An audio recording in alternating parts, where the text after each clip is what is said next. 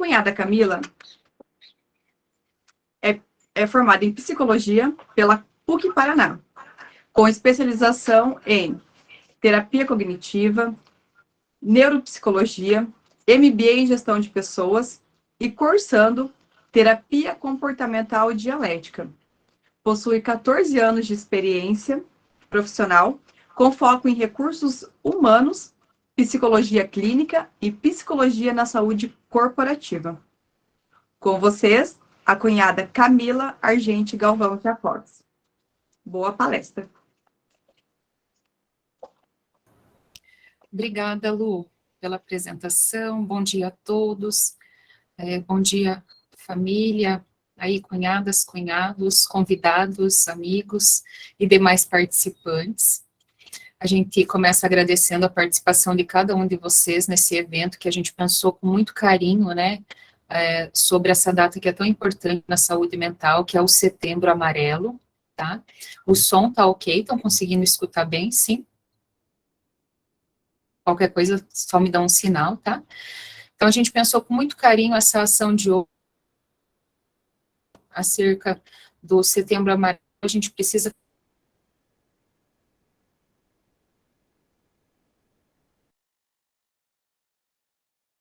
porque é um mês em alusão a essa proteção à vida, né, justamente a prevenção ao suicídio, que a gente vai falar hoje, trazer alguns indicadores acerca do Brasil, como que está essa questão de saúde pública em relação à saúde mental. Então, eu montei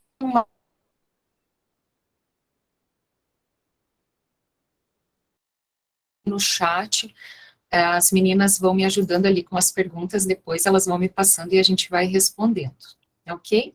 Vocês estão conseguindo ver a apresentação? Sim? Está aparecendo? Deixa eu só abrir aqui para mim.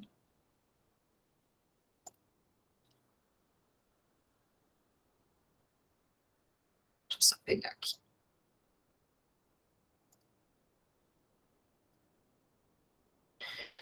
Pessoal, a origem do Setembro Amarelo.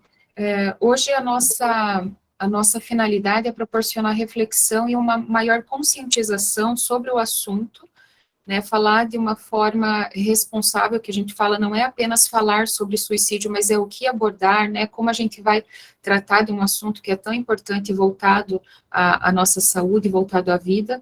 Então, a gente vai trazer aí algumas dicas, algumas orientações e informações acerca desses estudos, né, que a gente tem com a população brasileira.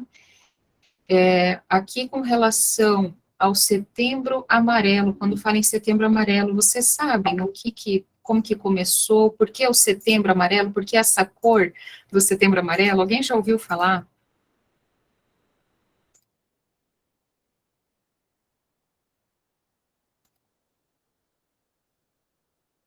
E aí, alguém sabe o porquê? Não?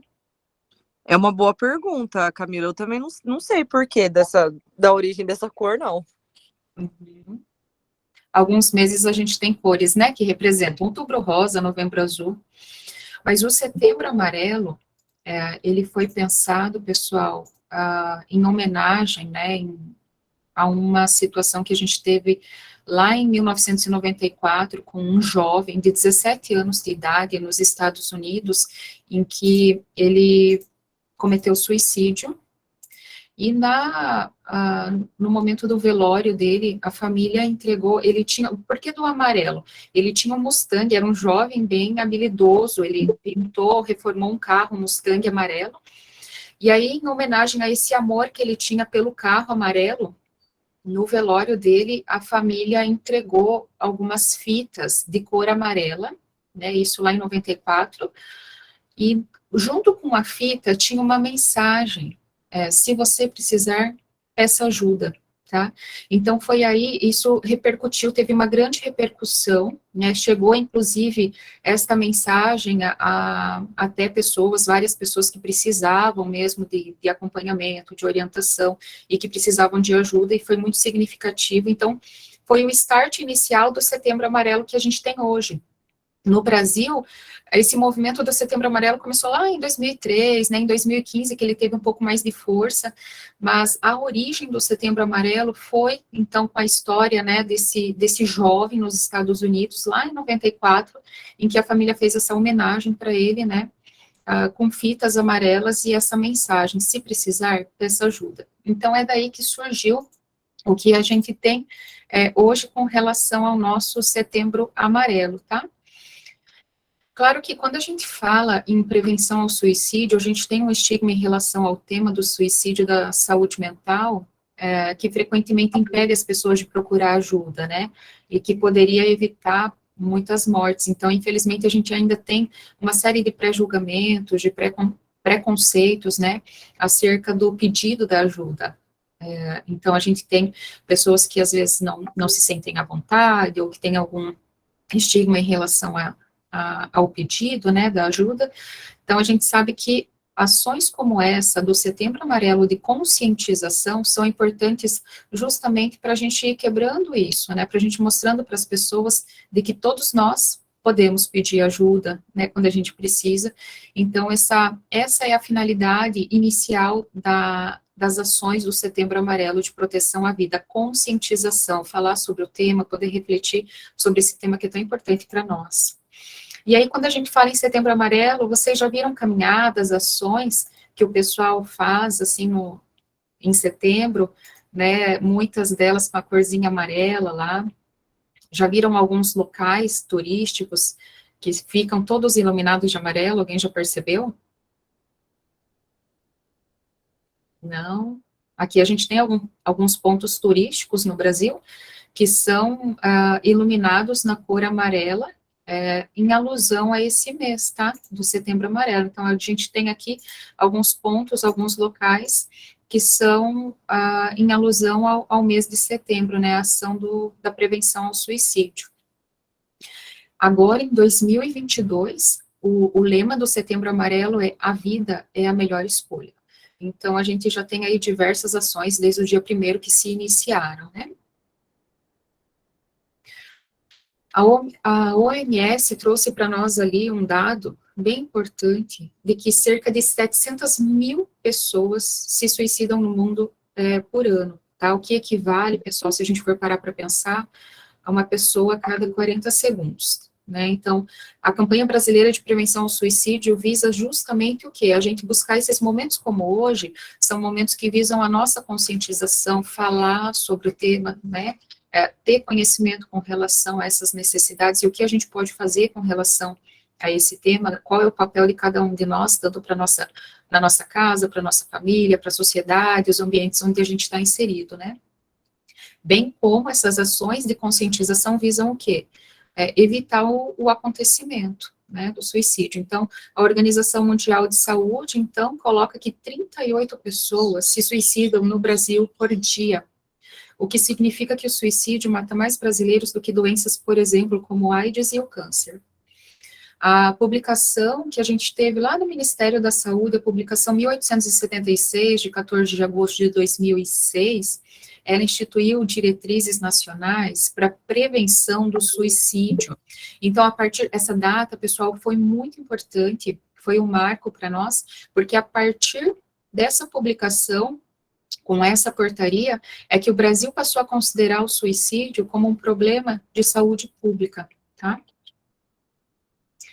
Ainda alguns dados importantes para a gente começar a falar ali sobre o tema: as regiões Sul e Centro-Oeste têm as maiores taxas de suicídio entre as regiões brasileiras, né? Homens apresentam um risco 3,8 vezes maior de morte por suicídio do que as mulheres. Nos últimos estudos que a gente tem, depois lá no final do material tem as referências, mas nos últimos estudos que a gente teve com relação à população brasileira e os indicadores do Ministério da Saúde, a gente teve um aumento muito grande de mortalidade por suicídio nos últimos 10 anos, de morte entre homens e um aumento bem considerável nas taxas de suicídio entre jovens. Então, aí a importância, né, de tanto os profissionais, quanto a gente conseguir ter essa melhoria nas nossas ações e até pensar em ações voltadas justamente para esse público, né, quando aumenta a taxa de suicídio entre jovens, quais são as ações que a gente toma, as qualificações, né, enquanto profissionais de saúde, família, quais são as formas da gente poder abordar isso e encaminhar com relação aos nossos jovens, né. A presença, pessoal, de transtorno mental, e a gente vai falar hoje, né, enquanto psicologia, eu vou trazer os dados, a apresentação e a fala de hoje, vai focar nesse viés, né, com relação à questão mental. Então, a presença de transtornos mentais com o comportamento suicida ocorre em 80% dos casos. Então, 80% dos casos de suicídio tem uma relação diretamente com a presença de algum transtorno mental. Quando a gente fala em transtorno mental, pode-se pensar em depressão, né, a maioria deles o que apresenta depressão, transtornos como bipolaridade, né, o transtorno de personalidade borderline, a gente tem também uma taxa ali bem considerável, né, que tem sido realizado vários estudos. Então, essa questão mental é uma questão muito, muito importante para a gente poder estar pensando, para a gente poder estar refletindo com relação a formas de proteção com relação à nossa saúde mental. Pessoal, eu queria deixar essa pergunta, o que vocês acreditam que pode levar uma pessoa a pensar em suicídio? O que vocês acham?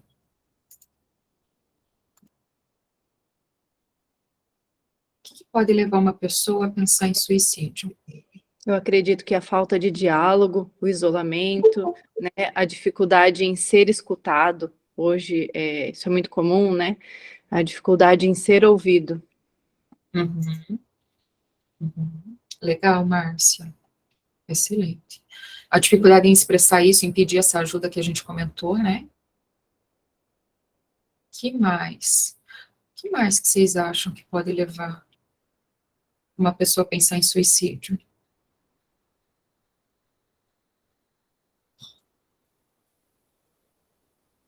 Mais alguém? Todo mundo tão quietinho. Vou falar mais um pouquinho. Eu acredito que a dificuldade em ser aceito na sua opção sexual, pela família, a dificuldade em ser aceito na sua forma de ser, alternativo ou não, ou ser mais quieto, enfim, alguns tipos de bullying também. Uhum. Bullying, tem vários estudos, o bullying é um dos fatores de grande influência, sim, na questão do suicídio. E tudo isso, Márcia, que você trouxe vários exemplos bem importantes. A Eliane Barbosa trouxe ali, né, tentar se livrar de um sofrimento do qual, perfeito, Eliane. A Márcia trouxe vários exemplos ali de questões, pode ver que todas essas questões vão refletir aonde? Na saúde mental, né, Márcia? O bullying, a dificuldade de se expor, a questão do relacionamento. Problemas familiares também, né, Camila? Problemas amorosos, uso de álcool, drogas. Isso, Lu, uso de substâncias. Uhum. A Eliana Barbosa trouxe ali para nós, né, se livrar do sofrimento a qual ela não sabe lidar. Pensar em suicídio, pessoal, é uma forma de se livrar de um sofrimento e também de pedir ajuda, essas duas coisas. Então, pensar em suicídio, a gente precisa fazer esse link de que é uma forma da pessoa, primeiro, dizer que precisa de uma ajuda, e segundo, que ela está em sofrimento, e que é um sofrimento que ela não está conseguindo lidar naquele momento, que é algo que para ela está muito difícil de tolerar, né? Então, são duas coisas importantes para a gente ter com relação ao que pode levar uma pessoa, né, a pensar em suicídio, tá? Deixa eu ver se tem mais algum comentário que eu deixei passar, qualquer coisa, as meninas fiquem bem à vontade, tá? Podem ir me sinalizando aí se eu não ver algum comentário. Então, vamos lá, quando a gente fala, né, o que pode levar uma pessoa a pensar em suicídio, é justamente isso que vocês trouxeram agora, tá? Condições clínicas. Percebe que quando a gente não está bem, ou a gente está com algum fator relacionado à nossa saúde, isso não mexe com o nosso emocional? O que vocês acham? Fatores clínicos de saúde, o nosso estado de saúde interfere ou não no nosso estado emocional? Interfere, né? Então, condições clínicas são fatores que ali as meninas concordaram, né, com certeza, condições clínicas são fatores que a gente precisa cuidar, que tem uma predisposição a desencadear uma série de situações relacionadas a sofrimento emocional, então, são um risco, tá, são uma questão para a gente observar. Os transtornos mentais que eu trouxe aqui, então, depressão, o transtorno de o transtorno bipolar, né? Tudo isso, pessoal, se não tratado, se não acompanhado de forma adequada, são fatores de risco para uma pessoa cogitar suicídio. Uso de álcool e drogas, né? Tem uma correlação grande aí com tentativas de suicídio. E também as questões sociodemográficas. A gente tem vários estudos que mostram, então, por exemplo, a prevalência grande ali em tentativas e suicídio, por exemplo, na faixa de pessoas mais idosas, né? E aí tem vários estudos que mostram a questão das pessoas com o passar do tempo, aposentadoria, fatores de risco, né? Aposentadoria, pensar na questão de utilidade, da minha utilidade profissional, a questão de perdas, então, os idosos, né, que passaram por perdas, muitas perdas familiares, então, tudo isso são fatores de risco, né, que aparecem aí para nós. No Brasil, a gente tem um índice muito alto de suicídio indígena, né, da população indígena. Como a gente falou ali no início da nossa apresentação, os homens têm uma taxa maior de suicídio, e questões de divórcio também aparecem nos estudos como fatores de risco, né, que pessoas que passaram por situações de divórcio também têm uma taxa elevada na questão de risco de suicídio. Então, esses são fatores, né, de risco para essa questão de saúde mental. E aí, aqui do ladinho, a gente tem aquilo que a nossa colega ali, a Eliana, trouxe, né, então, pensar em suicídio é um mecanismo da pessoa de tentar, naquele momento de desespero, naquele momento que ela não está encontrando uma saída, de pensar em cessar esse sofrimento. Lembrando que suicídio, pessoal, é um fenômeno complexo, né, e multifatorial. Então, a gente pensar, às vezes a gente escuta, né, de forma, assim, num senso comum, mas, né, cometeu suicídio porque acabou um relacionamento, né, e aí a gente pensa em gatilhos muito específicos, como se fosse um fator, e na verdade o suicídio é multifacetado, que a gente fala, né, é complexo e envolve muitos fatores. Então a amplitude dos fatores envolvidos no comportamento suicida engloba desde fatores distais. O que são fatores distais? Experiências adversas lá no início da vida da pessoa, tá? Características genéticas interferem, culturais, dependendo da cultura onde eu estou inserida, os valores daquela cultura, os costumes, os fatores proximais, que são os mais recentes, né, experiências traumáticas, abuso de substância psicoativa. Então, a gente vê que uma série de fatores está envolvida quando a gente fala em suicídio, o quanto é complexo, né, não é apenas um fator. Até aqui, alguma dúvida, alguma pergunta? Alguma observação até aqui? As próprias emoções causam as doenças físicas, exato, a correlação, né, Lucy, das nossas emoções, do nosso estado emocional com as doenças físicas, e o inverso também, né, as nossas doenças físicas afetam o nosso emocional, e a nossa questão emocional, gente, afeta a nossa questão de saúde física, então o quanto uma está correlacionada com a outra, e às vezes a gente foca muito, a gente vê, né, o foco maior na doença física, aquilo que está aparente, né, aquilo que aparece em exames, e a gente não vai avaliando o meu estado emocional e o impacto disso na minha vida e no meu dia a dia, tá? Que mais alguma coisa até aqui, antes da gente seguir? Então, tá, eu vou seguindo, qualquer coisa vocês, por favor, podem me sinalizar. Pessoal, então aqui só reforçando aquilo que a gente falou com relação a fontes de vulnerabilidade emocional, tá? Quando a gente fala em fatores de vulnerabilidade emocional, a gente tem fatores biológicos do momento presente, né? Então, se uma pessoa ali tem a questão, né, de estar nessa situação de pensar em suicídio, quantos fatores podem estar envolvidos e que são fatores biológicos, tá? Quando a gente não está bem. É um fator de vulnerabilidade emocional, a questão biológica. A vulnerabilidade emocional, então, é aquilo que deixa o meu emocional um pouco mais fragilizado. Então, vulnerabilidade vem daí. Quando eu penso em fator biológico, ó, vamos pensar assim, quando vocês estão com sono, com fome, né? E aí o meu esposo sempre fala, meu Deus, Camila, né, o Lucas ali não vai me deixar mentir. Sono e fome para você, e é verdade. Sono e fome, é só eu que quando estou com sono e com fome, eu percebo que o meu emocional já fica mais fragilizado, já fico mais cansada, estressada. Vocês percebem isso? Que os fatores biológicos interferem no nosso emocional? Ou todo mundo consegue ficar super bem, tranquilo, quando está com uma situação aí de dormir, às vezes dias sem dormir bem, uma dieta que não é saudável, a questão das próprias doenças que a gente falou, né? Então, tudo isso, pessoal, que afeta o nosso biológico, afeta também o nosso emocional, tá? Sono, fome, ali a Cris colocou, né?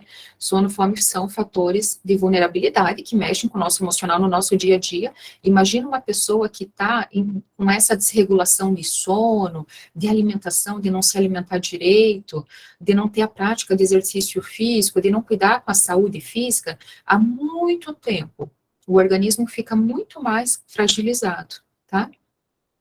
A privação de sono é algo muito prejudicial, a Márcia trouxe ali. Exato, Márcia. Ok, então a gente tem aí, né, como fonte de vulnerabilidade emocional, os nossos fatores biológicos, que são importantes a gente poder avaliar, o temperamento, pessoal, por isso que a gente fala que é muito individual, né, é tudo muito individual, o tratamento, a intervenção, o acompanhamento de cada pessoa, não tem uma fórmula mágica, que um tratamento vai servir para todas as pessoas, que vai se adaptar a Camila, que vai se adaptar a Maria, ao João.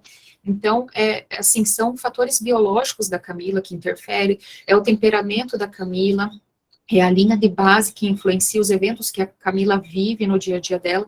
Então, todos esses são os fatores de vulnerabilidade emocional. Quando a gente fala em temperamento, é a sensibilidade que a Camila tem frente àquilo que ela vive. Então, aquilo que ela está vivendo pode afetar tanto ela, mas às vezes uma outra pessoa que está passando uma situação semelhante consegue lidar com aquilo de uma forma diferente. E daí fala, ai, Camila, mas eu passei a mesma situação e eu não estou sofrendo, não estou aí chorando, não estou sofrendo como você. Né? Às vezes a gente escuta, mas eu já passei por coisa pior, eu já passei por coisa mais difícil. Ok, você, com a sua experiência de vida, com a sua caminhada, né, você deu conta de fazer uma caminhada diferente. Mas a sensibilidade da Camila e o temperamento dela fazem com que ela reaja diferente a essa situação, né? A reatividade, pessoal, faz parte do nosso temperamento, que é a forma como a gente reage, né? É o quanto a gente reage às situações que a gente vivencia, né? As nossas experiências de vida, e o retorno à linha de base. Então, por exemplo, se a Camila tem um estresse muito grande, mas ela consegue voltar para uma linha de base, né, mais estável, dentro da faixa normal dela de temperamento, ok. Mas tem pessoas que sobem essa linha ou baixam essa linha, seja para um estado mais depressivo, ou seja para um estado de euforia, de muita agitação, e tem pessoas que vão para esses estágios, seja mais baixo, mais em cima, e ficam durante muito tempo. E isso se prolonga. Então, são esses fatores que a gente precisa observar. A intensidade com que a Camila, né, acaba ficando muito fora daquilo que é saudável para ela, a intensidade e a frequência com que esses fatores ocorrem, e o tempo que a Camila demora para ela conseguir se estabilizar de novo, ou aquela situação que ela viveu fica afetando ela vários períodos ali, e ela fica seguindo nesse sofrimento. Então, o temperamento tem esse conjunto de fatores que vai influenciar a sensibilidade que a gente tem, a nossa reatividade, que é a forma que a gente reage a essas situações, e o retorno que a Camila tem, lento, é essa linha de base de estabilidade, né, de conseguir superar, de conseguir passar por essas situações. A linha de base é outro fator de vulnerabilidade emocional que vai interferir, influenciada pelos eventos e situações. Então, tem pessoas, né, que dependendo das situações, dos eventos que estão vivenciando, que estão passando naquele momento, vão fazer com que essa pessoa fique mais vulnerável emocionalmente. Deu para entender com relação a esses fatores de vulnerabilidade que interferem aí na nossa saúde? Alguma pergunta até aqui?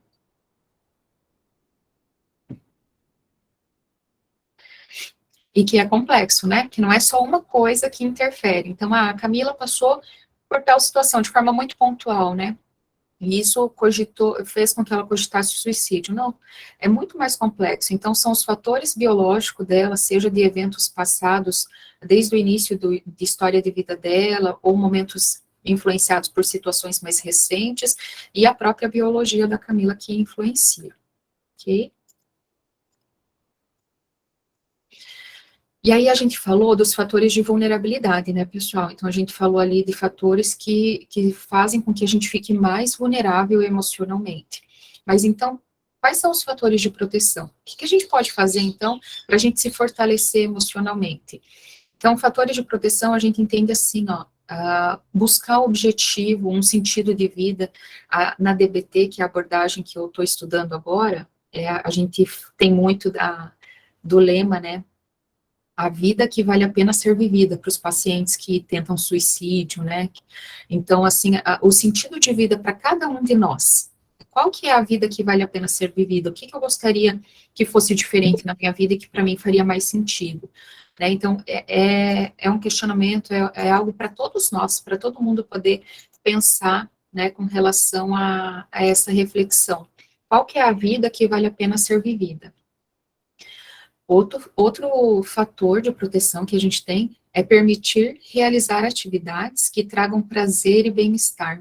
Então, esse é um fator de proteção, de entender a individualidade de cada um e quais são as atividades, desde as mais simples, né, que trazem prazer e bem-estar. É como se fosse, a gente chama também, tem uma técnica que fala assim, do cofrinho emocional, a poupança emocional, a gente brinca, que é como se fosse no final do dia, a gente ia acumulando experiências positivas, igual as moedas, a gente vai guardando num cofrinho, mas são as experiências positivas do nosso dia. Então, seja poder sentar e degustar o meu café da manhã sem ter aquela correria, tomar um café, uma massagem, seja sentar com o filho e poder brincar. Então, quais são as atividades do dia a dia que às vezes você faz tão no piloto automático e você muitas vezes só passa por elas e você nem percebe que você teve o prazer de fazer essa atividade, que isso te faz bem, né? Então, se permitir realizar atividades no seu dia que trazem prazer e você poder pensar, ó,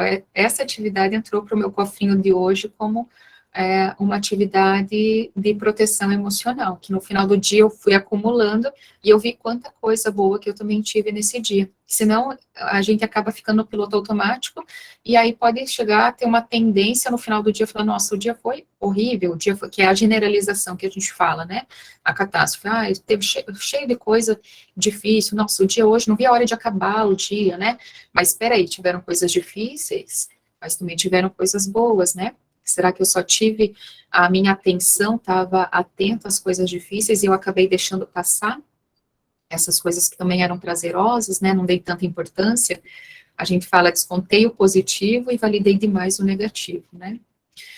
O acompanhamento médico e psicológico também são fatores de proteção, então a gente não precisa chegar num estágio, assim, de cogitar risco à vida, algo nesse sentido, para a gente começar o acompanhamento médico, o acompanhamento psicológico.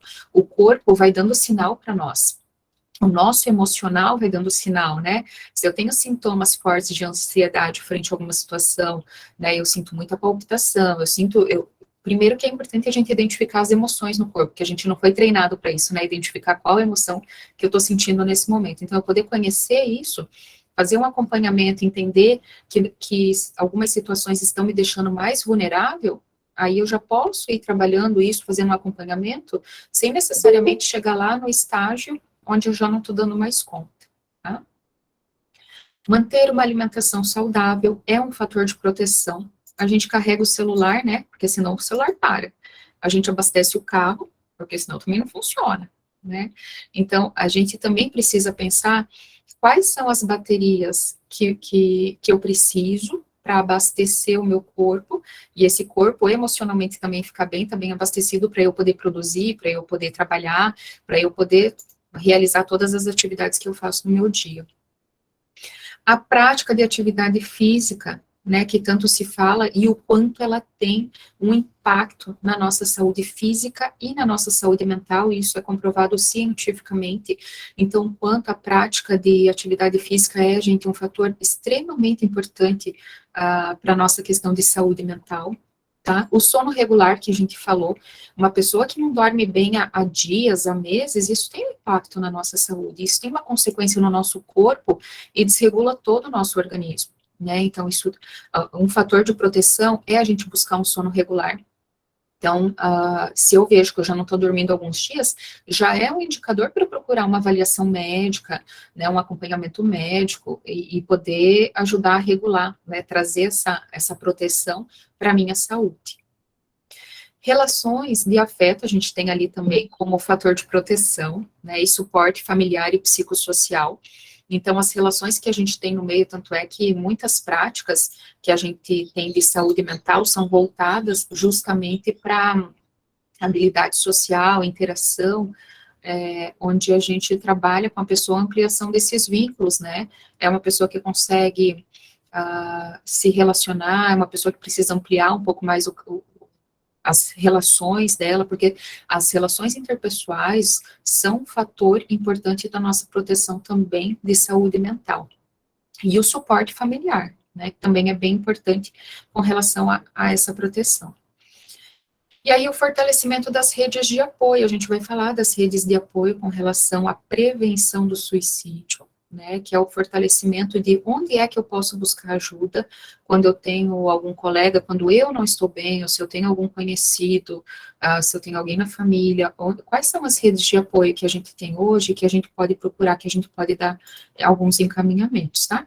Então, esses são fatores muito importantes com relação aos nossos fatores de proteção. Quando a gente fala em tratamento, pessoal, a gente tem assim, ó, o tratamento especializado, né, que faz parte quando a gente vê que dos encaminhamentos necessários, que a pessoa está precisando de um acompanhamento. O que seria tratamento especializado? São profissionais que se formaram justamente nessa área da saúde mental, né, que trabalham com suporte psicológico, cuidados médicos, como, no caso ali, o psiquiatra, né, sejam atendimentos individuais, ou a gente vê atendimentos em grupo também. Então, esse tratamento especializado é extremamente importante. E outra forma de ajuda, que não é especializada, mas que também é super importante, é o nosso suporte social, né? Suporte social, igrejas, voluntários, organizações. Então, a gente tem aí uma série de formas de ajuda que não necessariamente são especializadas, mas que fazem toda a diferença num processo de ajuda, tá?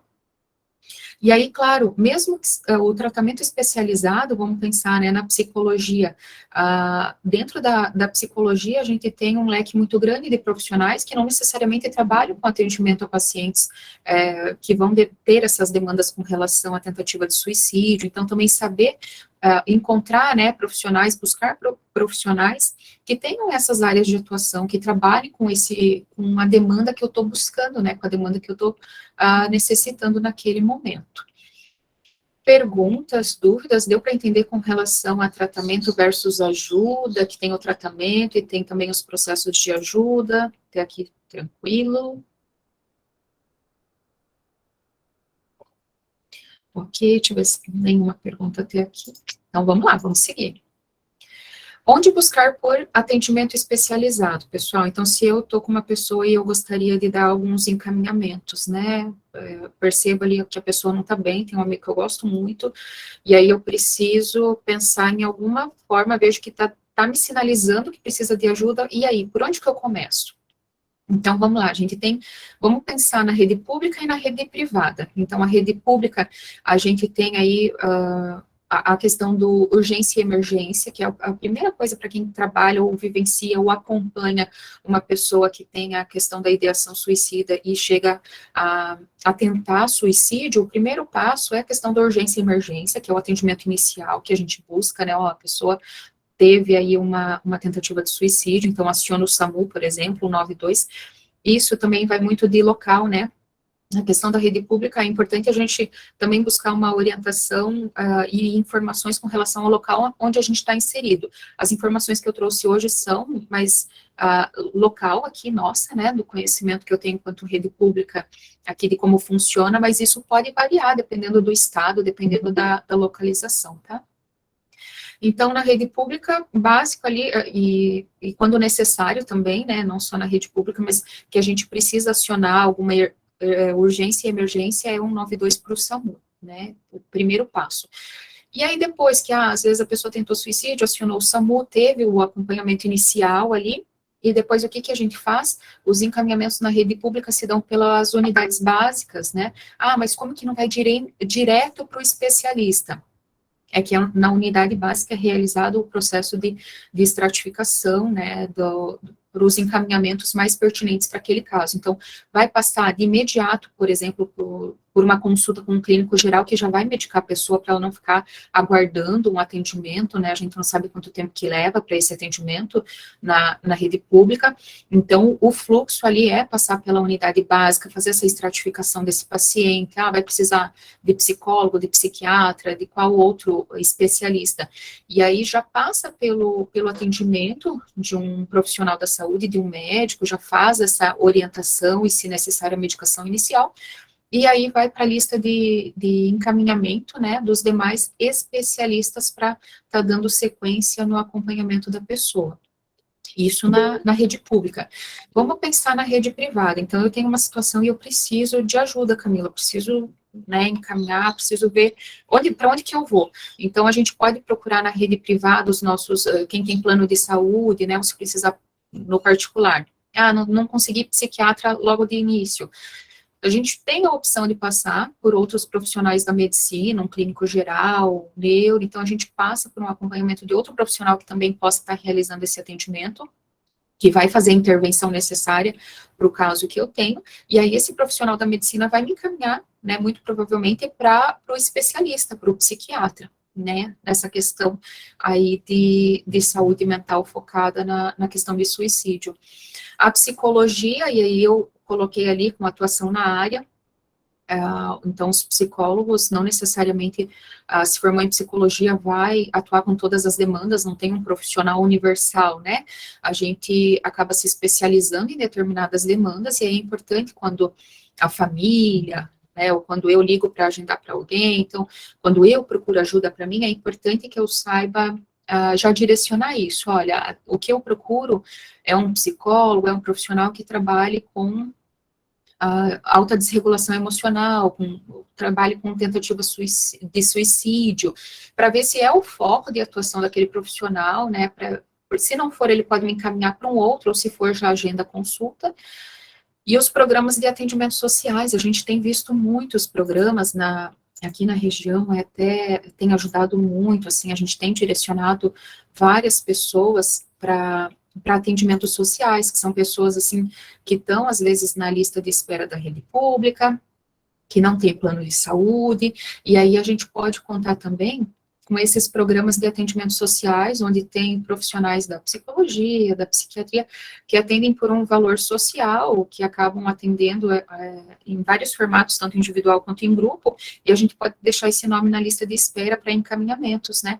A gente conta também com universidades, então, por exemplo, universidades em que tem essa parceria, né, que tem os núcleos de atendimento, também são locais em que a gente pode estar procurando uma ajuda, um direcionamento, uma orientação, né, então, dependendo do caso e a gravidade, eles vão orientar, olha, tem esses profissionais que atuam e vão conseguir direcionar a gente, tá?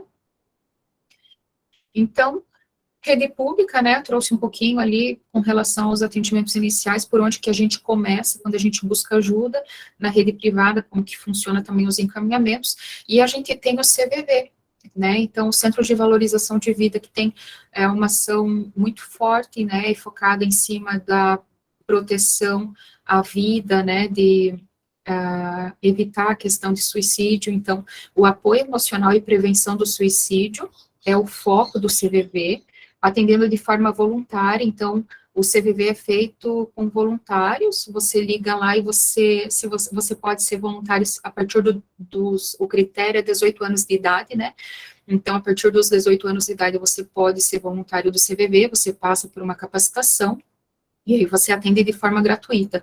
Então, o CVV também é uma forma de ajuda, tá?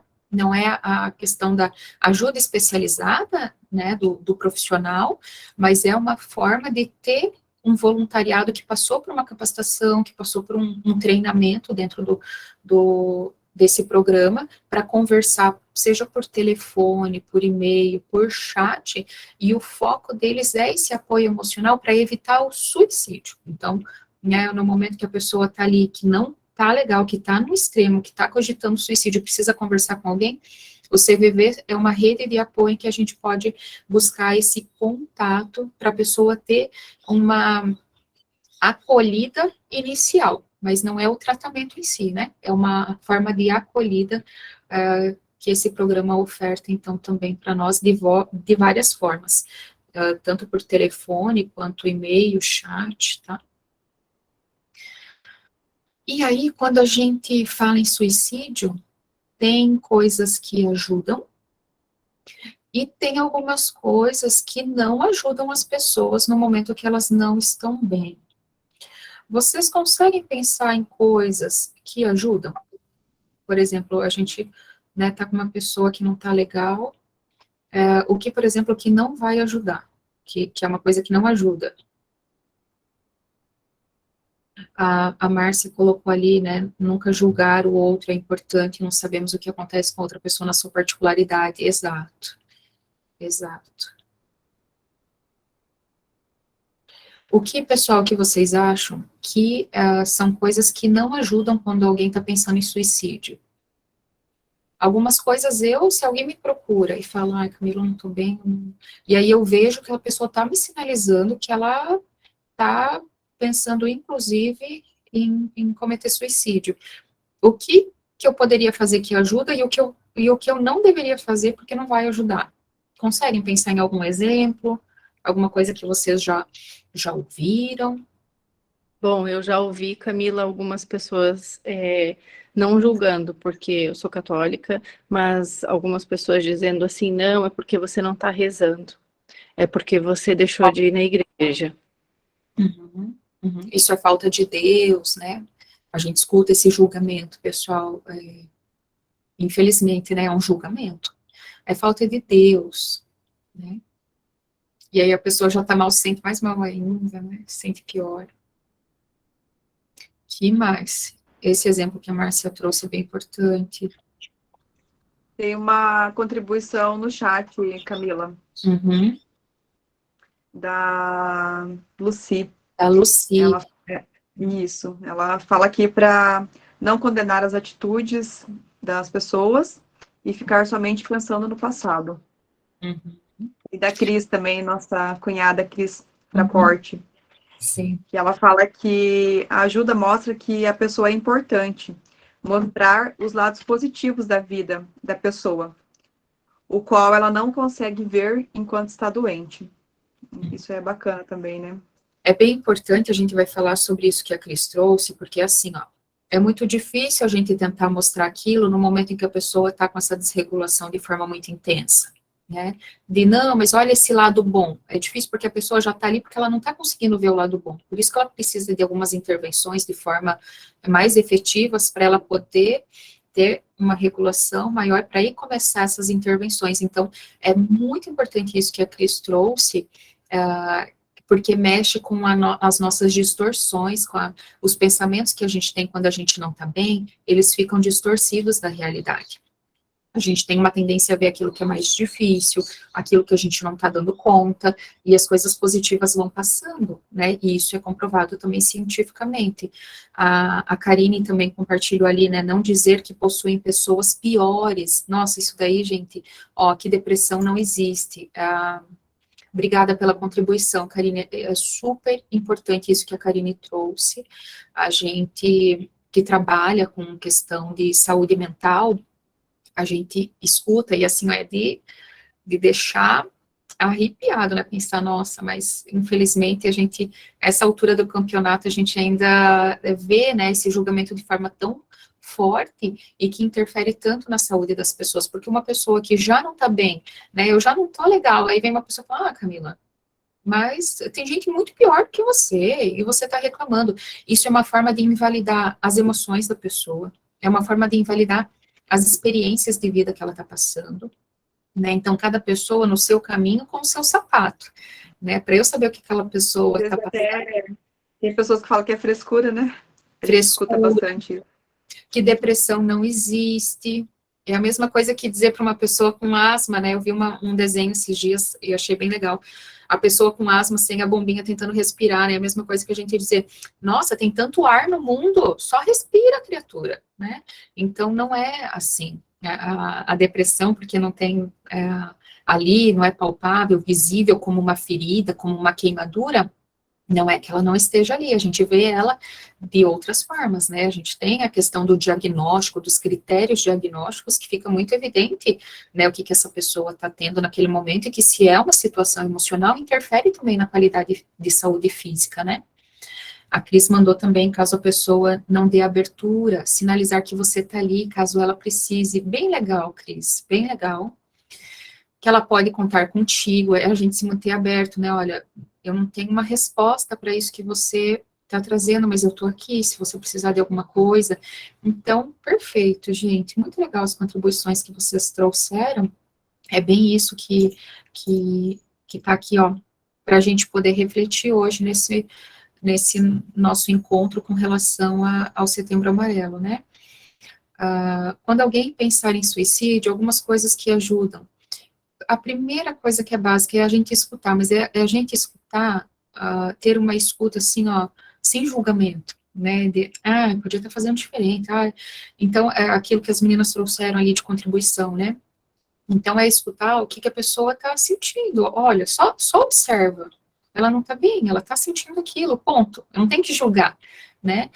Incentivar a pessoa a procurar por ajuda é extremamente importante. Às vezes, um incentivo faz uma diferença enorme, né? Não necessariamente que, porque eu vou incentivar, a pessoa necessariamente vai buscar ajuda naquele momento, mas a minha parte eu estou fazendo, de incentivar a pessoa a procurar por uma ajuda de saúde especializada.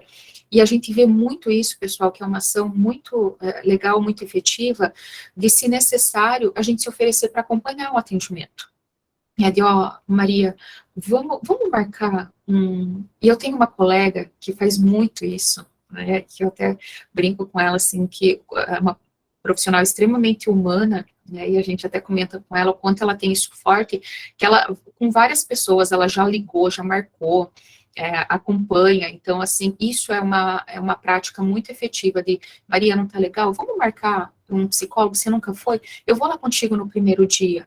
Eu acompanho, se necessário, o primeiro dia para você ver como que é. Às vezes a pessoa está insegura, ela nunca foi num psiquiatra, num psicólogo, num médico, né, que seja para tratar com relação a isso que ela está vivendo. Então, coisas que ajudam, né, vem nesse sentido, de incentivar a pessoa a procurar ajuda, se for necessário, viu, vamos marcar e eu te acompanho no primeiro atendimento para você, se isso for importante para você. Se perceber risco de vida, pessoal, se a gente perceber que, nossa, eu acho que a Camila não tá bem, ela sinalizou uma coisa ali que me deixou bem preocupada, é importante que a gente não deixe a pessoa sozinha. A gente procura alguém de confiança e de preferência que a pessoa tenha indicado, tá? Alguém de confiança para a pessoa, porque dependendo de quem a gente chama, às vezes não tem um vínculo muito, um afeto muito próximo, ou enfim, tem alguma situação que possa interferir que acabe piorando a situação. Então é importante a gente pensar, viu, eu vejo que você não está bem, o que a gente pode, e eu não gostaria de te deixar sozinha, vamos pensar em alguém que pode ficar contigo, que pode ficar com você hoje, porque hoje você não está legal. Então é importante não deixar a pessoa sozinha, procurar ajuda de alguém de confiança, e se necessário que a própria pessoa possa indicar, hoje eu não estou bem mesmo, liga para fulano, se ele puder me dar uma atenção hoje, ou um profissional de saúde, a gente recorrer, né, ver que a pessoa não está bem, recorrer, ligar, levar numa consulta, levar num profissional que possa estar realizando esse atendimento, e os encaminhamentos e orientações que sejam necessários, tá? Então, tudo isso dentro de fatores que ajudam quando alguém está pensando em suicídio. E aí tem coisas que não vão ajudar. E aí, por isso que é tão importante, quando a gente fala em Setembro Amarelo, não só em setembro, o ano inteiro a gente falar com relação a essas ações, porque é justamente por meio dessa conscientização que a gente vai poder refletir. Tem pessoas, gente, que fazem na tentativa de ajudar, né, de poder, de às vezes fazer alguma fala e não perceber que é uma fala julgadora, que é uma fala crítica. A pessoa faz a fala e realmente ela acha que tá ajudando naquele momento. Então, por isso que esses momentos de reflexão e de conscientização são momentos que eu posso me perceber, poxa, mas será que isso que eu costumo fazer, será que está ajudando? Ou será que tem outra forma que é mais efetiva? Né? Então, isso é legal, a gente está aberto para a gente poder avaliar, para a gente poder refletir, se necessário mudar, né? Para ajudar, para ser mais efetivo nesse processo de ajuda. Então, coisas que não ajudam, pessoal, ser crítico e julgador. Então, tá falando, tá aí, ó, sentada, já faz um tempão e não faz nada, Camila não rende, e fica desanimada, ó, tudo que você tem, fica nesse desânimo, bola pra frente, né? Então, às vezes a pessoa fala isso, tem essa fala no sentido de ajudar, mas, gente, é comprovado que não ajuda. Uma pessoa que tá mal, que não tá bem, e que escuta isso não tem o poder de ajudar, tá? Não comunicar aceitação e carinho, então, assim, isso também não vai ajudar um processo que a pessoa não está bem. Pelo contrário, se a pessoa não está bem, eu conseguir falar para ela, olha, Maria, eu imagino, né, que seja difícil passar por isso, né, e eu quero muito que você melhore. Eu estou comunicando a Maria que eu entendo, que eu estou aceitando isso que ela está trazendo para mim, que está difícil, né, que eu vejo que para ela está difícil essa situação e que eu me importo com ela. Então, é justamente fazer o inverso disso que está ali. Quando a gente não comunica aceitação e carinho, fica ainda mais difícil, é uma prática que vai me bloquear, que vai me distanciar da pessoa e não me aproximar. Impor soluções, né, pessoal, não sei vocês, mas a gente vê muito ainda das pessoas terem como imposição de soluções para a questão de saúde mental, né, tem que fazer isso, você tem que ir mais na igreja, se você for, você vai melhorar, com certeza. Claro que é comprovado cientificamente que espiritualidade, não religião, independente de religião, mas espiritualidade, crer em algo é um fator de proteção também, né? Então, mas aí da forma como a gente expõe isso para a pessoa, da forma como a gente coloca, como se fosse a minha... Não, você tem que fazer isso, porque daí você vai melhorar, Camila, se você fizer isso, mas é uma solução minha, que eu estou impondo, né, para Camila, e aí, para mim, pode ser que funcione, mas talvez a mesma prática com a Camila não vai ter a mesma efetividade. Então, é diferente eu falar, Camila, e se você fosse lá e der opções para Camila, sugestões, agora impor para ela, ó, você vai melhorar se você fizer isso. A gente não tem certeza, né? Então, impor soluções, e ainda pode ser muito desrespeitoso com a pessoa naquele momento, de que talvez é uma coisa que ela não goste, né? Então, impor soluções também são coisas que não ajudam. Pessoal, não aceitar as diferenças. A Márcia trouxe ali no início do nosso encontro, né, com relação a várias diferenças que a gente pode ter, e não aceitar as diferenças não vai ajudar. Então, da gente, não, mas você, se eu fosse você, eu faria isso, sim, mas é que eu não estou ali na pele da pessoa, né, eu não estou vivenciando isso que ela está passando. Então, não aceitar as diferenças também se torna aversivo, né, também é uma prática que não vai ajudar numa situação em que a pessoa não está legal. Invalidar as vivências emocionais. Invalidar vivências emocionais é a gente invalidar as emoções da pessoa, e isso é algo que a gente vê constantemente no nosso dia a dia, né, não tem que ficar triste, não, mas tá bravo aí por quê? Então, invalidar as emoções emocionais das pessoas não é algo que vá para frente, não é algo que ajude, porque emoções a gente sente. A gente pode trabalhar para modificar elas, mas eu deixar nesse momento de ter ansiedade, eu deixar nesse momento de falar, não pode sentir ansiedade, pluf, acabou a ansiedade. Não pode ficar triste, Camila, acabou a tristeza. Então, não tem como. Se eu invalido a emoção que a Camila está tendo naquele momento, eu não estou ajudando, eu estou dificultando o processo dela. Né? Então, invalidar a vivência emocional é algo que também não ajuda, que interfere no processo, Porque é importante a gente justamente validar, Camila, eu imagino que você esteja triste, é algo que a Camila naquele momento não vai mudar. Ela vai poder mudar a partir dali, com o acompanhamento, com ações, com práticas. Ah, tá triste? Então vamos sair para caminhar? A partir dali pode ser que ela se motive um pouco, que é a ativação comportamental, que a gente fala, né, de motivar a pessoa a fazer algumas práticas e ter alguns comportamentos que mudem as emoções que ela está tendo naquele momento. Mas dizer o que ela vai sentir, qual a emoção que ela vai ter, não tem como. Nem a gente tem esse poder com a gente mesmo, né, de mandar nas nossas emoções, quem dirá na emoção do outro. Deslegitimar experiências, né, que assim, ah, mas aquilo que você está passando não é nada. Ah, eu já passei por coisa muito pior e eu não fiquei igual você tá. Então, eu estou deslegitimando a experiência de vida do outro, tá? Ficou claro, pessoal, o porquê que essas situações aqui, ó, não ajudam, que a gente, né, cada dia mais, a gente pode refletir com relação a isso, a gente pode pensar e buscar formas diferentes e ver que a gente pode ser mais assertivo, mais efetivo, buscando repensar sobre isso, sobre as nossas práticas, que tem algumas coisas que podem ajudar mais. Fez sentido para vocês? O que vocês acham? Ficou bem claro, porque não tem como a gente, como você falou, né? Não tem como saber o que o outro está sentindo. Então, não tem como julgar. É uma situação bem difícil, né? Você tentar entrar no ponto que a pessoa precisa de ajuda. Eu vejo bastante dificuldade nisso.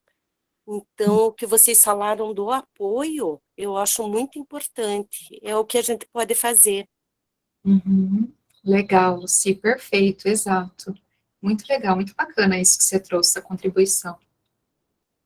E, além da Luci, tem outras contribuições ali que eu vi, que eu gostei bastante, assim, que são super importantes para a gente. Esses momentos, assim, são muito ricos, né, porque uma contribuição que cada um aqui traz para o grupo, pode fazer muito sentido para os demais, né? Então, quando a gente aprende, quando a gente se reúne e compartilha, né? A Cris colocou ali, a Karine já colocou não dizer, né, que possuem pessoas piores, que depressão não existe, que a gente leu aquela hora. A Karine também trouxe ali a questão do pai, né? Quando as netas iam até meu pai, ele ficava mais animado, não precisava dizer nada, que é a ativação comportamental que a gente fala. Então, são formas de ajuda. Se eu consigo identificar que alguns fatores de proteção são importantes e fazem sentido para aquela pessoa, então são ações que eu posso ter da minha parte, né, e que vão ajudar a outra pessoa, né, então é a gente conseguir identificar o que está ao nosso alcance, né, o que eu posso fazer. A Eliana trouxe ali, ó, não sou especialista, mas acredito que seja importante colocar que, para ajudar, nós também temos que estar bem. Legal, Eliana, eu vou falar um pouquinho com relação a isso também, tá? Lá no final do material a gente tem um slide sobre isso. Legal, extremamente importante o que você trouxe. Se sentirmos que não temos estrutura para acompanhar, tentar encaminhar para especialista. Perfeito, Eliana, porque às vezes a gente pega uma responsabilidade e a gente coloca no nosso ombro e vai carregando como se assim, não, a pessoa falou para mim, eu tenho que dar conta, eu tenho que ajudar, eu tenho que resolver. Gente, quando a gente fala em suicídio, a gente já viu a complexidade.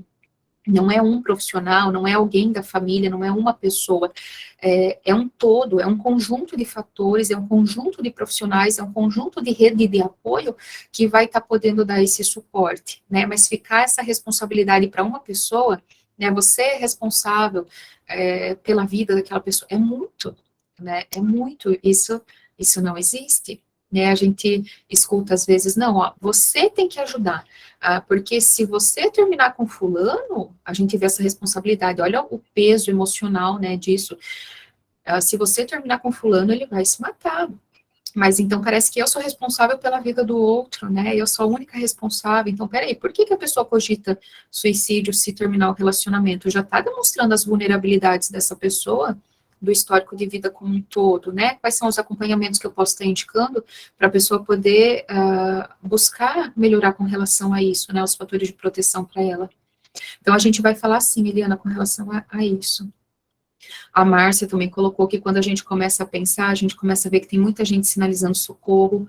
Márcia, e pós-pandemia é algo que a gente vai ter agora, isso de forma bem evidente, tá? A gente tem vários estudos aí que estão trazendo para nós o impacto na saúde mental, o número de encaminhamentos cresceu de forma gigantesca, os encaminhamentos, as orientações, a necessidade de acompanhamento. Então, sim, quando a gente, e é essa a finalidade, né, da ação de hoje, a gente poder refletir, a gente poder ampliar um pouquinho mais aquilo que a gente tem com relação a essas ações e práticas, e poder refletir justamente com relação a isso, né, olha como a gente percebe pessoas sinalizando socorro, e aí o que está ao meu alcance fazer, né? Ok, a Márcia colocou ali, onde se direcionar, legal, qualquer coisa vocês vão me sinalizando aqui. Olha aqui, ó, bem o que a Eliana trouxe para nós, tá? Era o próximo slide. Então, pessoal, quando você cuida de alguém que pensa em suicídio, o bem-estar do outro também depende de achar um balanço entre o cuidar do outro e cuidar de você mesmo, tá? Que é o que a nossa colega trouxe ali no chat. Então, quando a gente fala em questão de suicídio, é algo complexo, tanto para quem está vivenciando, quanto para a gente que está acompanhando.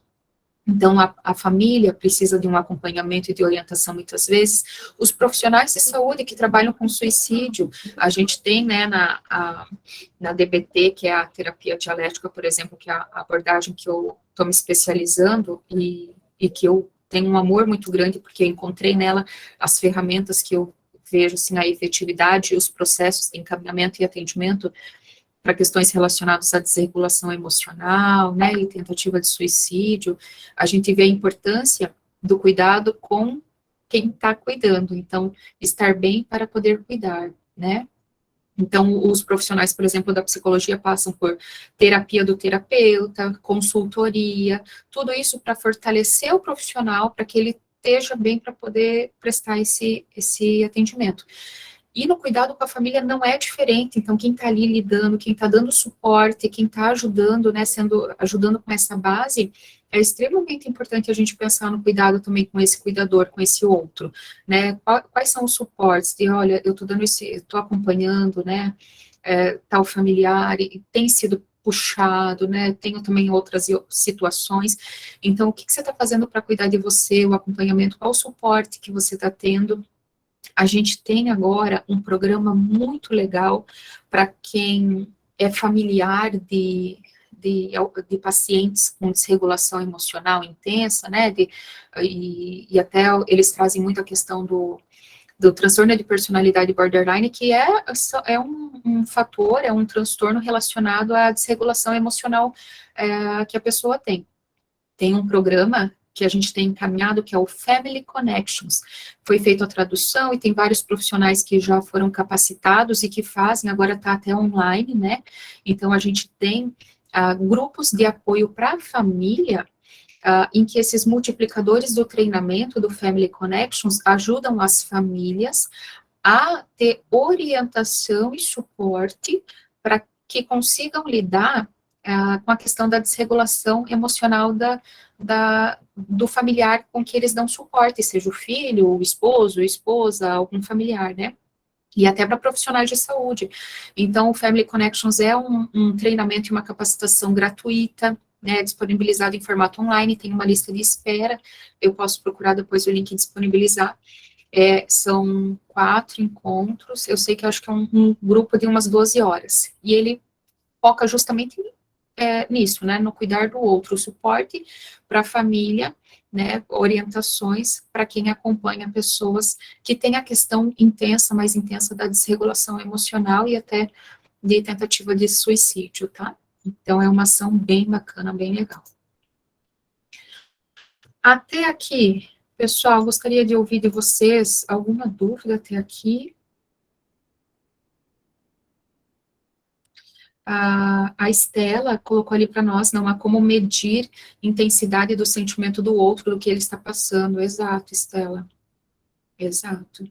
Quem cuida de quem cuida. A Márcia trouxe também.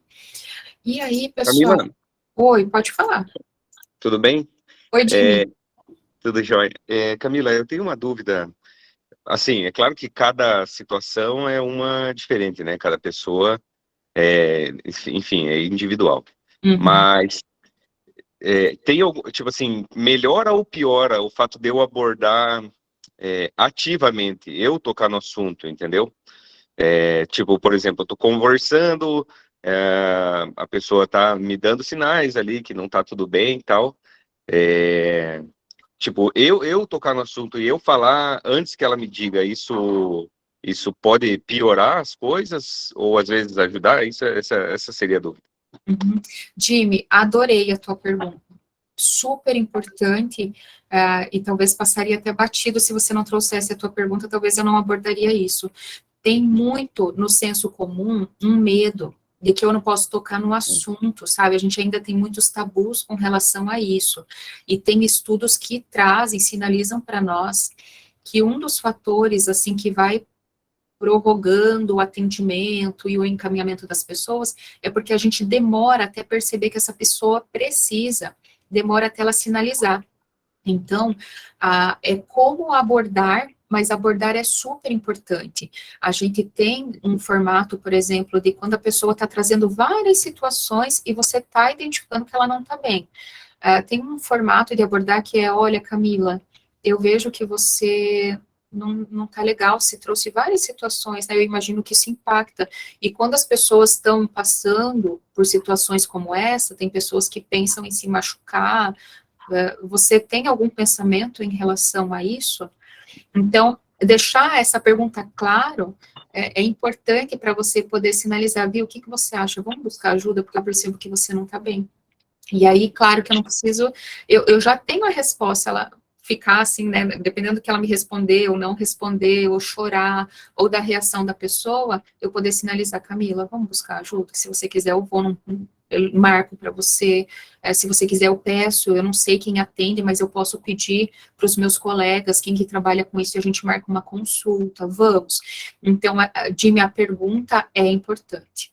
A pergunta é importante, eu diria, enquanto profissional da área da saúde mental, de que é claro que a gente tem esse cuidado, né, de que, olha, pessoas que estão passando por momentos difíceis, a gente sabe que cogitam se machucar, que tem pensamentos que não são saudáveis. Como que você está? Né, você passa por situação como essa? Aí a pessoa talvez sinalize algo, ou até ela não sinalizando verbalmente, a gente percebe que é um momento de procurar ajuda. Ótimo. Fez Entendi, sentido? obrigado. Sim. Total, obrigado. Então tá. Camila? Oi, sim? Oi, eu sou o marido da Lucy. Sim. Nilson. Sou o Nilson. E Oi, eu Nilson. sou profissional da educação física. E eu acho tão importante isso que você está falando. E em alguns casos, os fatores bioquímicos que aparecem na depressão, eles são curados, nem todos, porque precisa de ajuda médica, claro, de medicamentos. Mas a atividade física é importante, né? A produção de serotonina e outros elementos que vão contribuir para a diminuição dessa depressão, né? Então, eu acho muito importante esse tratamento ser acompanhado com exercício físico, para poder sair, principalmente no ar livre, né? Essa é a minha contribuição. Muito obrigada, Nilson, excelente. E é extremamente importante, extremamente importante. A prática de atividade física, seja algum esporte, seja uma caminhada regular, como você falou, vai interferir no nosso organismo e vai fortalecer o nosso organismo, e fortalecendo o nosso organismo tem um impacto na nossa saúde mental, né? Produz uma série de neurotransmissores, de hormônios que são importantes para o nosso bem-estar físico e mental. Então, é um acompanhamento super importante, sim, e é uma orientação que os profissionais de saúde sempre reforçam, né, o quanto essa prática é necessária, tá? Muito legal, Nilson. Atividade física é fundamental, a Márcia também reforça. Ok, excelente, gente, as contribuições. E aí eu queria trazer para vocês... Pode falar. Eu, como profissional da saúde, eu ouço muitos pacientes relatarem, né, assim, que eles deitam na minha cadeira e acabam falando muita coisa, né?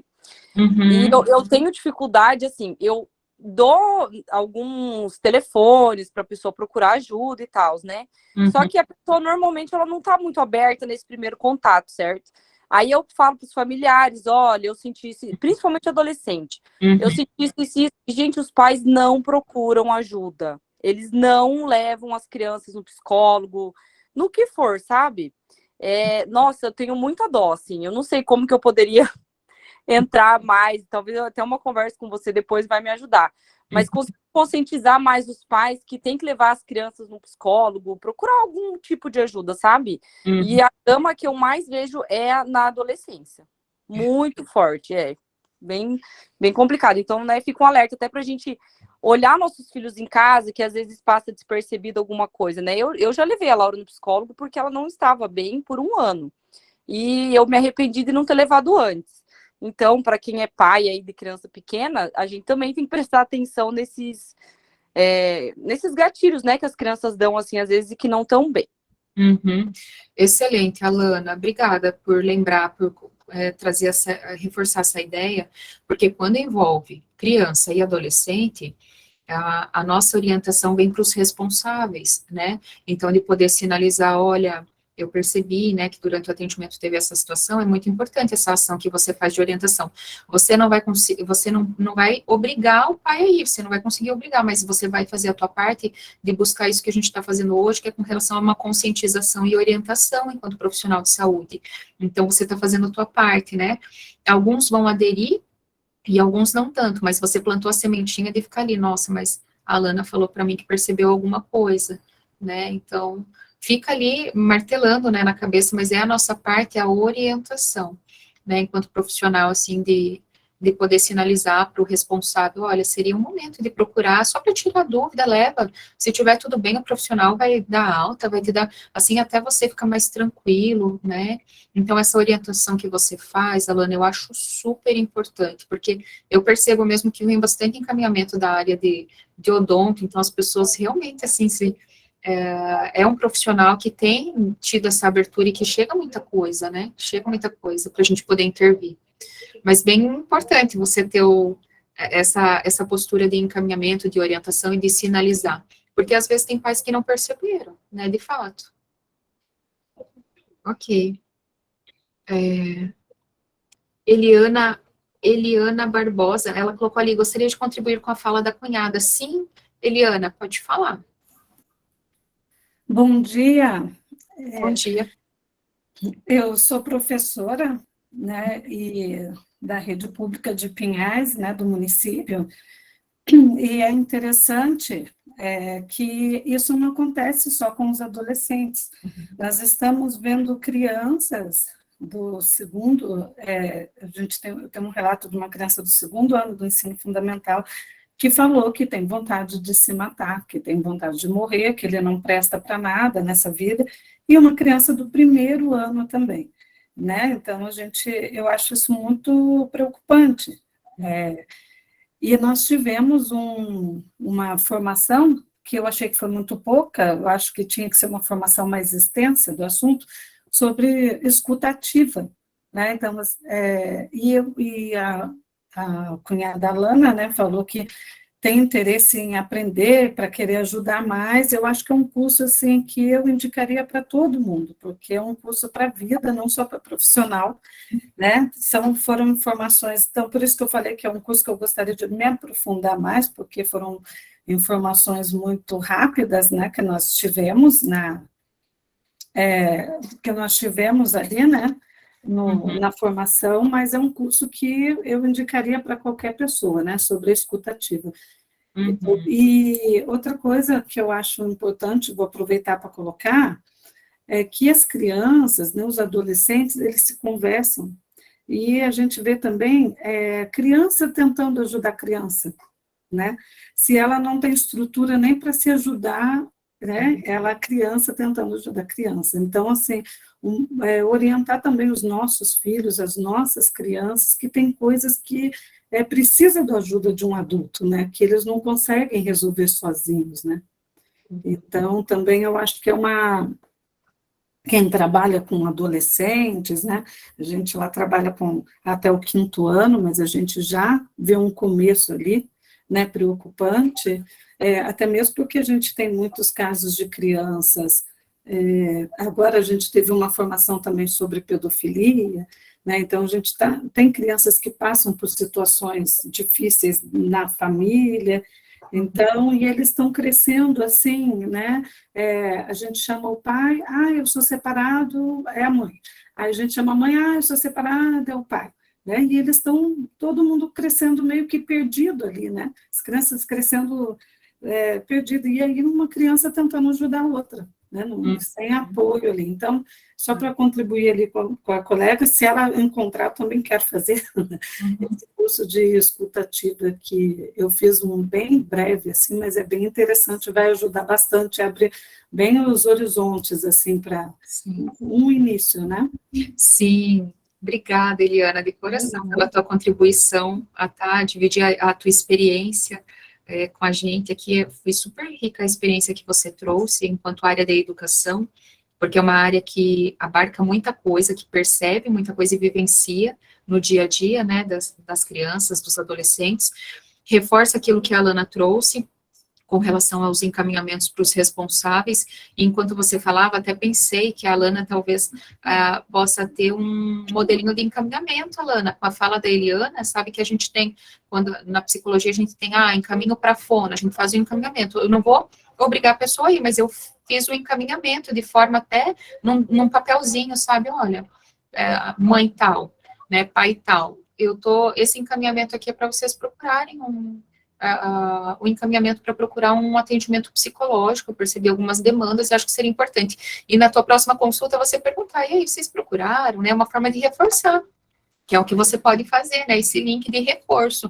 Mas, e aí entra a parte dos responsáveis de poder buscar esse encaminhamento e esse acompanhamento para a criança. E o que a Eliana trouxe, a Alana da escutativa, é bem legal, bem importante, e eu concordo contigo, Eliana, que não só para os profissionais, mas até para os pais, familiares, enfim, o quanto a escutativa faz a diferença é o aprender a ouvir, né, sem o julgamento, conseguir interpretar aí os encaminhamentos que são dando, o que está ao meu alcance, e agora no pós-pandemia a gente tem muito curso online, né, então dá para, é uma dica, assim, a gente poder buscar, pesquisar, né, pode ser que tenham alguns online que estão disponíveis aí para a gente, e a escutativa também é uma prática super legal, uma habilidade para a gente desenvolver, que interfere não só no profissional, mas também na nossa vida pessoal, né, traz um conhecimento muito grande para nós.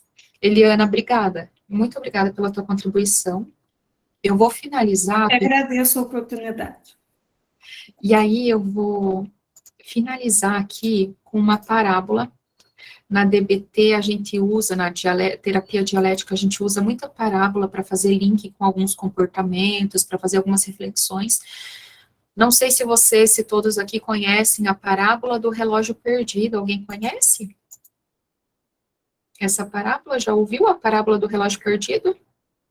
A Lu, que é prof também, né, gosta de uma parábola, né? Não? Tá.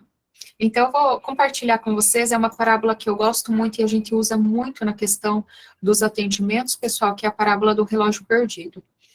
Um fazendeiro descobriu que tinha perdido o relógio no celeiro, e era um relógio muito valioso e de grande valor sentimental. Após extensa procura em vão, ele recorreu à ajuda de um grupo de crianças e prometeu uma valiosa recompensa para quem encontrasse o seu relógio. Quando o fazendeiro estava prestes a desistir, um menino lhe pediu uma chance para tentar, já que todos os outros não conseguiram. Por que não? Seria uma tentativa a mais, né? Então o fazendeiro autorizou o menino a entrar lá no celeiro. Depois de um tempo, o menino saiu com o relógio em sua mão. Todos ficaram espantados. Então o fazendeiro perguntou: como que você conseguiu encontrar? E o menino respondeu: eu não fiz nada a não ser ficar sentado no chão. No silêncio, eu escutei o tic-tac do relógio e apenas olhei na direção certa. Uma mente em paz pode encontrar uma melhor saída do que uma mente confusa. O que vocês acharam dessa parábola? Qual que é o link que a gente pode fazer com com o tema que a gente está abordando hoje aqui. O que vocês acharam dessa parábola?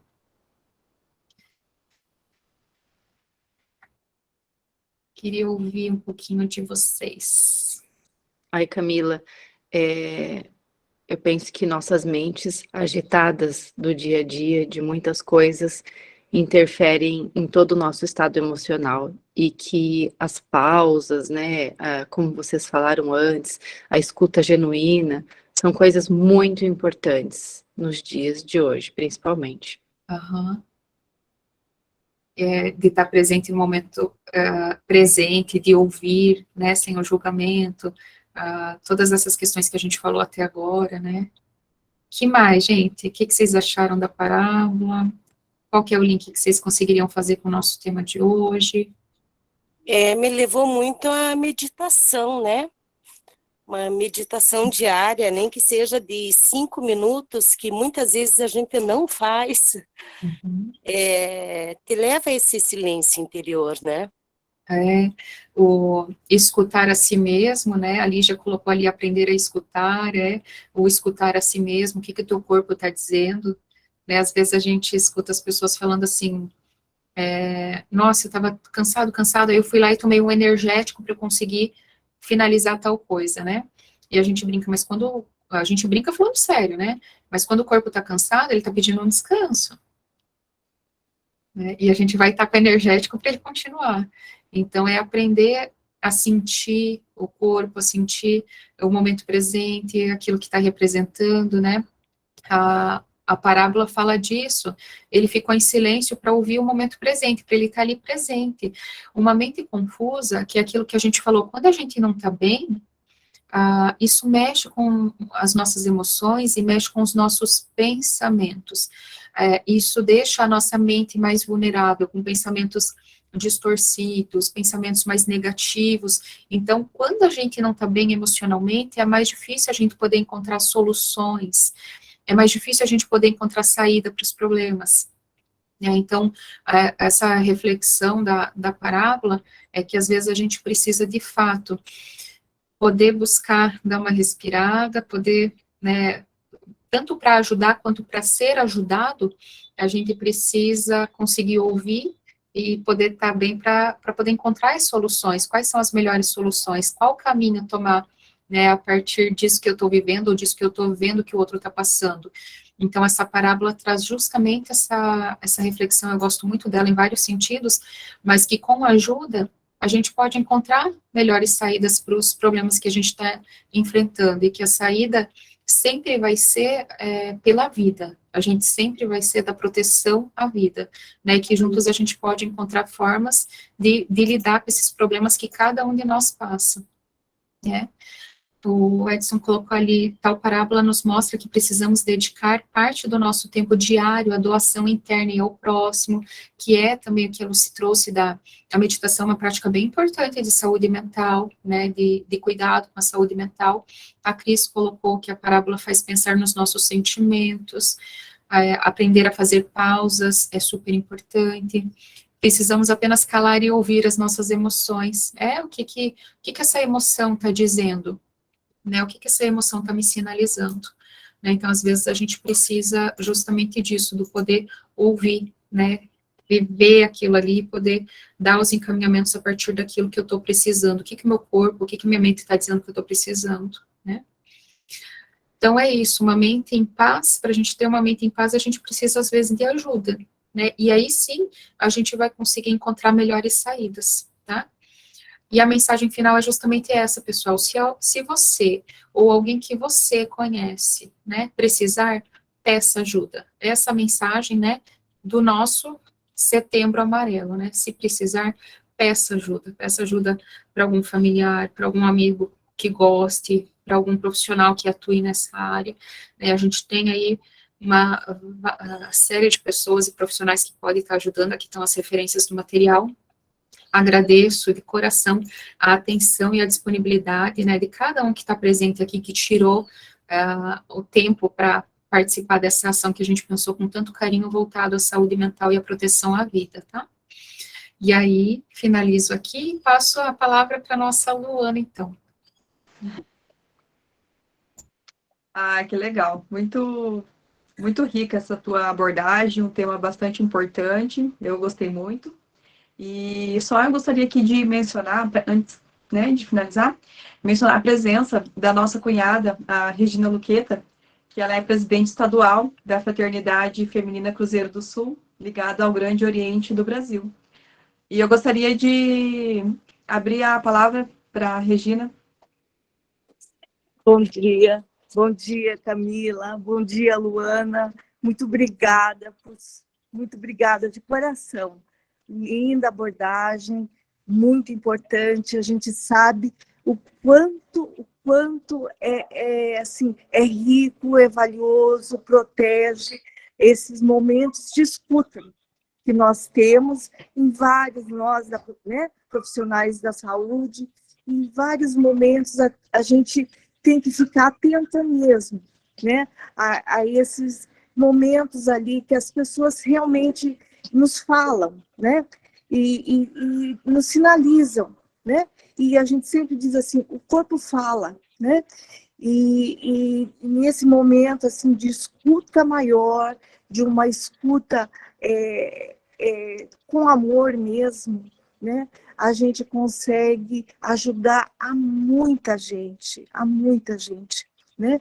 Então, essa proteção maior, eu acredito que em curso, né, que tem agora, dessa escuta ativa, pode ajudar, sim, a muitas pessoas.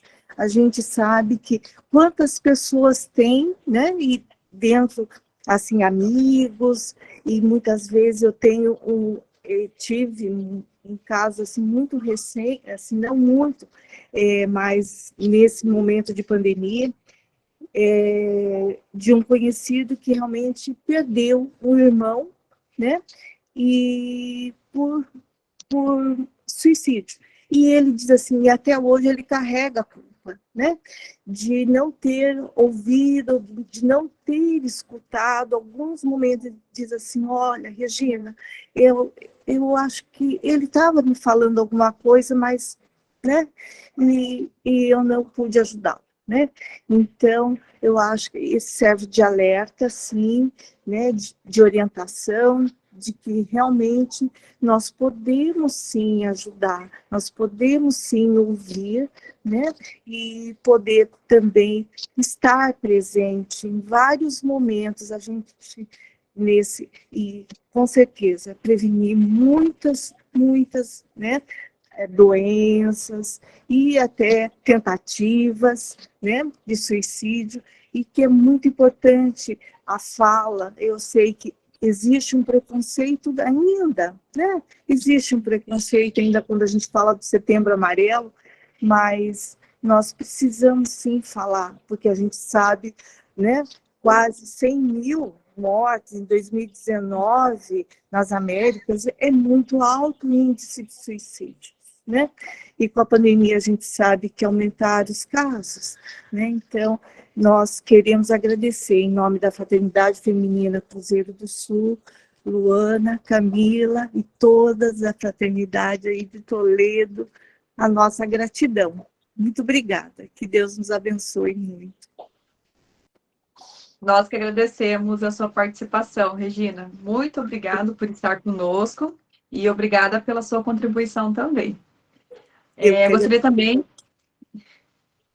Gostaria também de mencionar a presença do nosso cunhado, Domingos Costa Filho, que ele é o nosso coordenador regional da 18ª Região Maçônica do Gobi Paraná. Com a palavra, então, o nosso cunhado Domingos. Obrigado, Luana. Está escutando? Ok. Gostaria só de dar os parabéns à iniciativa da Fraternidade Feminina Cruzeiro do Sul, a loja Aliança Universitária. Parabéns a Camila pela apresentação, uma competência ímpar para tratar de um assunto tão delicado e importante. E agradecer a participação de todos, que só com a participação de todos nós podemos pensar no próximo e pensar assim em ajudar a sociedade. Esse é o motivo da gente estar formando essa família maçônica que está em prol da sociedade. E só juntos que somos mais fortes. Então, parabéns a todos. Obrigado. Obrigada, Domingos, pela contribuição. E eu gostaria de agradecer, em nome da Fraternidade Feminina Aliança Universitária, agradecer a participação de todos vocês nessa data muito especial para nós, onde nós podemos falar de um assunto tão importante que trata da qualidade de vida, né? E quanto mais informações tivermos, melhor para podermos agir em alguma situação de risco. A participação de cada um de vocês fez grandioso o nosso evento. Agradecemos em especial a cunhada Camila Jacobs por disponibilizar o seu tempo e trazer o seu conhecimento no dia de hoje, através do qual agradecemos todas as cunhadas envolvidas na organização deste momento. Menciono também a importância da parceria dos cunhados, dos sobrinhos, das sobrinhas, de todas as lojas de fraternidade feminina e ao Grande Oriente do Brasil, Paraná, que divulgaram e apoiaram essa palestra. Desejamos a todos um excelente final de semana e juntos nós somos mais fortes. Camila, Luana, poderia pedir para todo mundo abrir a câmera para a gente tirar um print da tela? Ah, legal, pode ser, vamos lá.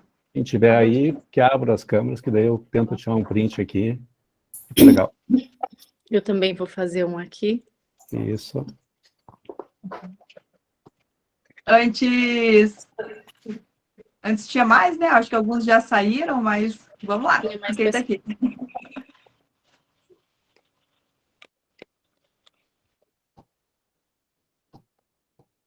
Você faz, amor? Print? Não, o Domingos está Domingos vai fazer? Uhum. Podem fazendo aí. Quanto mais fizer, melhor. Uhum.